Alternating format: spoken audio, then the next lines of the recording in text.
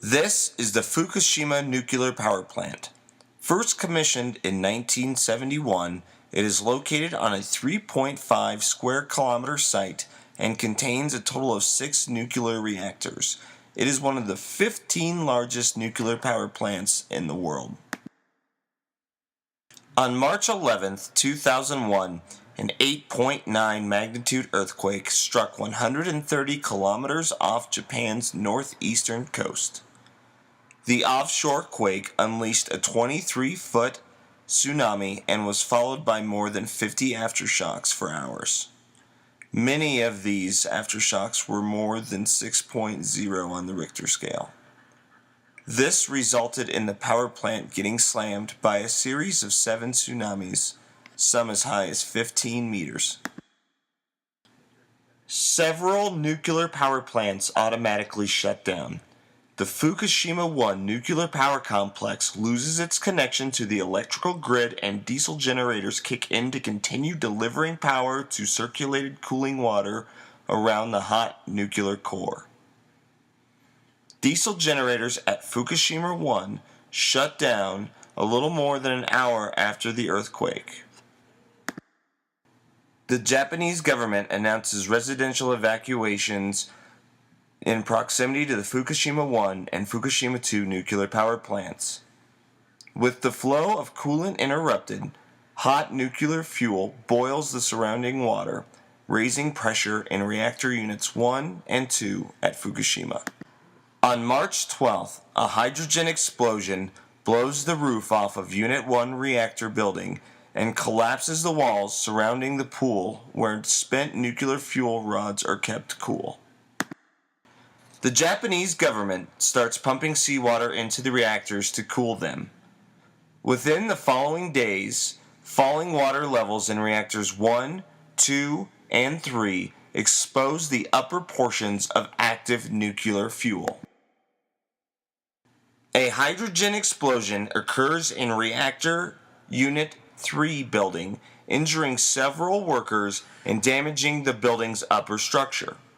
The reactor's spent fuel pool is exposed to the atmosphere.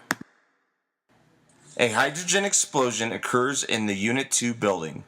Officials suspect that part of the unit's primary containment structure is damaged. A fire breaks out in the Unit 4 reactor building. Japanese authorities believe that the spent fuel storage pool is now burning, releasing radiation into the atmosphere.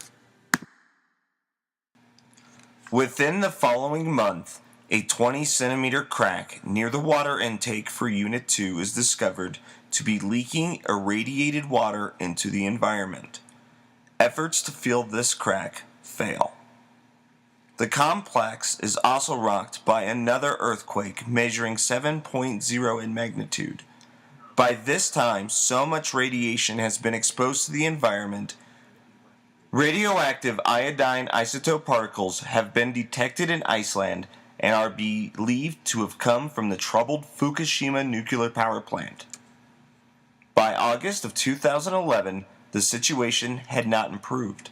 Attempts to decontaminate highly radioactive water at the Fukushima plant are not succeeding on schedule. TEPCO, the parent company of Fukushima, admits that plans to stabilize the plant's runaway reactors by the start of 2012 may need to be revised.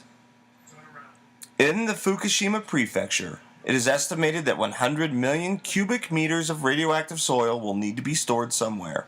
Over 150 liters of radioactive material have since leaked into the ocean. Meanwhile, TEPCO has been busy building structures to cover the exposed nuclear Unit 1.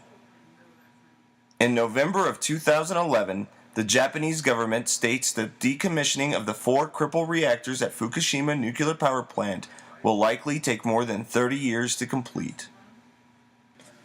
2 years later, the health effects of the radiation released during the Fukushima crisis appear to be minimal. 0 deaths have occurred as a direct result of the activities at the nuclear plant. This does not mean we will not see a rise in people with long-term effects or cancer from the fallout.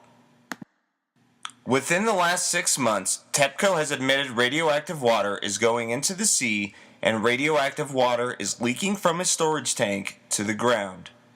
TEPCO currently only has access to one reactor and is able to start decommission as the others are still emitting too much radiation.